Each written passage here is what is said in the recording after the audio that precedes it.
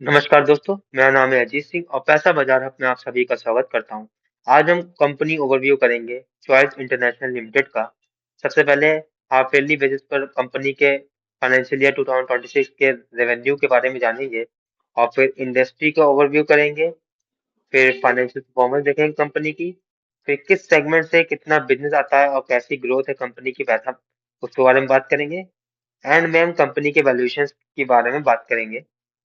सबसे पहले बात करते हैं कंपनी ओवरव्यू की।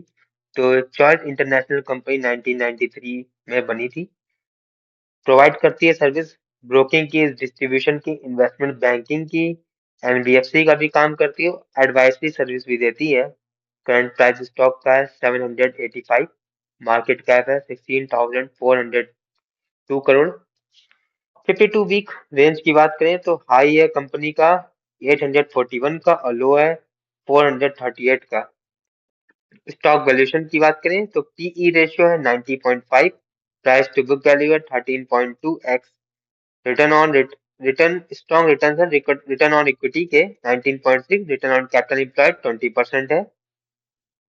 हाफ ईयरली बेसिस पर रेवेन्यू जानेंगे हम कंपनी का। ब्रोकिंग एंड डिस्ट्रीब्यूशन से टोटल रेवेन्यू का 59% आया है। कंपनी के डीमैट अकाउंट 12.05 लाख हो गए हैं। 29% ईयर ऑन ईयर बेसिस पर ग्रोथ है। एक्टिव क्लाइंट है 2.62 lakh, 18% year on year basis पर ग्रोथ है। ब्रोकिंग क्लाइंट एसेट्स हैं 57,600 करोड़ की, 25% ईयर ऑन ईयर ग्रोथ है। Wealth AUM asset under management है 4,806 करोड़ का, 327% ईयर ऑन ईयर बेसिस पर ग्रोथ है। इंश्योरेंस प्रीमियम में है इनके पास 66 करोड़ की, जो कि 2% की ईयर ऑन ईयर ग्रोथ है। सेगमेंट रेवेन्यू की बात करें 160.7 करोड़ है Q2 में फाइनेंशियल के।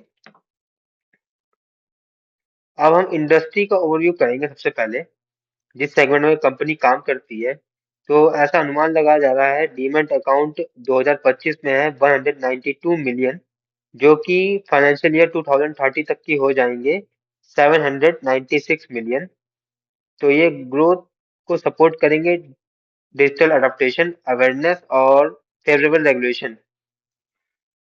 म्यूचुअल फंड की बात करते हैं तो एसेट अंडर मैनेजमेंट की ग्रोथ मानी जा रही है 16 से 18% रहेगी हर साल 2030 तक की। और ये अप्रोक्स मार्केट हो जाएगी 155 ट्रिलियन की।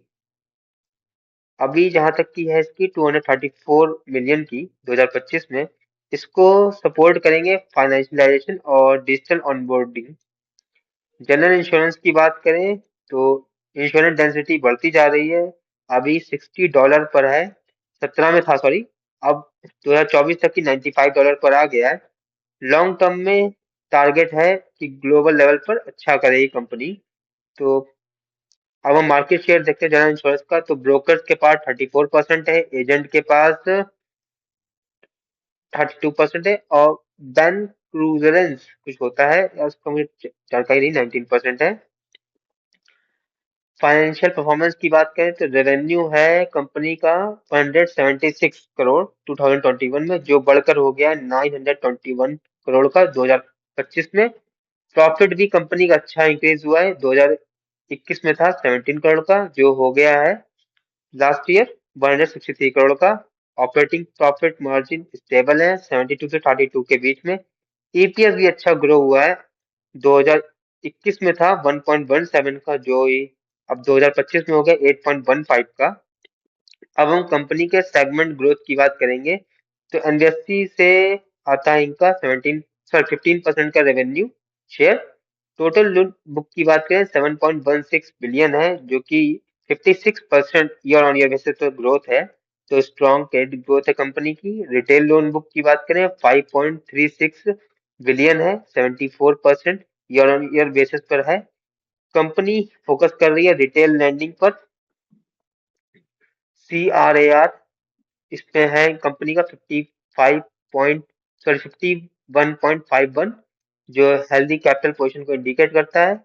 और नेट एनपी है कंपनी का 2.79, तो एसेट क्वालिटी थोड़ी वीक है कंपनी की।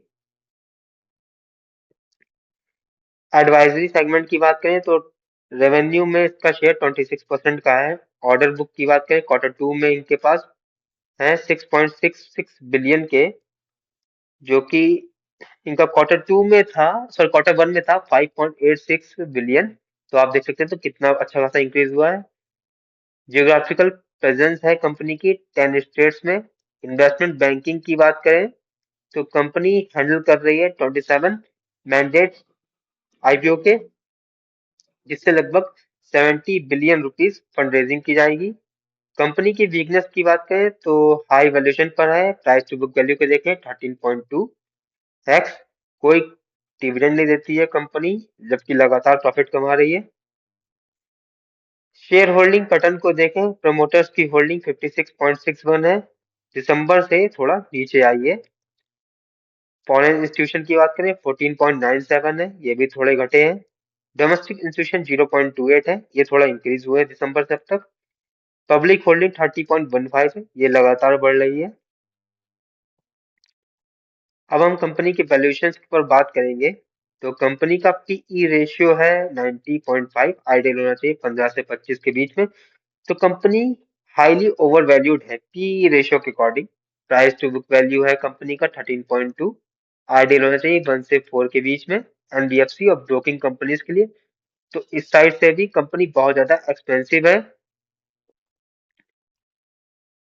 प्राइस टू सेल्स की बात करें, कंपनी की मार्केट कैप 16,402 है। लास्ट ईयर सेल्स की है 921 करोड़। तो इससे इनका रेशियो निकल आ रहा है 17.8 का, आइडियल होना चाहिए 2 से 6 का। तो इस साइड से भी कंपनी प्राइस टू सेल्स के अकॉर्डिंगली कंपनी ओवर वैल्यूड है। रिटर्न ऑन इक्विटी और कैपिटल एम्प्लॉयड कंपनी की काफी अच्छी है, अप्रोक्स 15% से ऊपर होनी चाहिए आइडियल में। तो ये स्ट्रांग है। तो इसका रिजल्ट निकल के आता है गुड प्रॉफिटेबिलिटी है, स्ट्रांग प्रीमियम वैल्यूएशन को सपोर्ट करती है जो कि। तो फाइनल वर्डिक्ट हमारा ये है, कंपनी स्ट्रांग ग्रोथ दिखा रही है, हाई रिटर्न ऑन इक्विटी और सॉलिड फंडामेंटल है। लेकिन जितने भी रेशियोज हैं, PE ratio, price to book value, price to sales ratio, वो इंडिकेट कर रहे हैं कि कंपनी ओवर वैल्यूड पर ट्रेड कर रही है आइडियल बेंचमार्क के अकॉर्डिंग। लेकिन प्रीमियम है, क्योंकि प्रीमियम वैल्यूएशन पर ट्रेड कर रहा है स्टॉक, क्योंकि फास्ट ग्रोथ है। और लेकिन ऑल टाइम हाई से करेक्ट भी हो चुका है स्टॉक। अगर देखें तो कंपनी का ऑल टाइम हाई कितना था,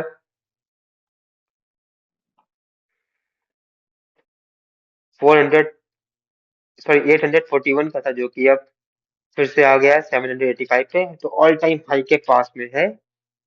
ये वीडियो सिर्फ और सिर्फ एजुकेशनल पर्पस के लिए है, कोई भी बाई सेल की रिकमेंडेशन नहीं है। कोई भी निवेश करने से पहले अपने वित्तीय सलाहकार से बात करें। और अगर आपको ये वीडियो पसंद आया तो लाइक करें, शेयर करें, सब्सक्राइब करें। अगर आप किसी स्टॉक के बारे में जानना चाहते हैं तो उसका नाम हमें कमेंट सेक्शन में मेंशन करिए, ताकि नेक्स्ट टाइम जब हम वीडियो बनाएं तो उस स्टॉक को कवर कर सकें। Thank you.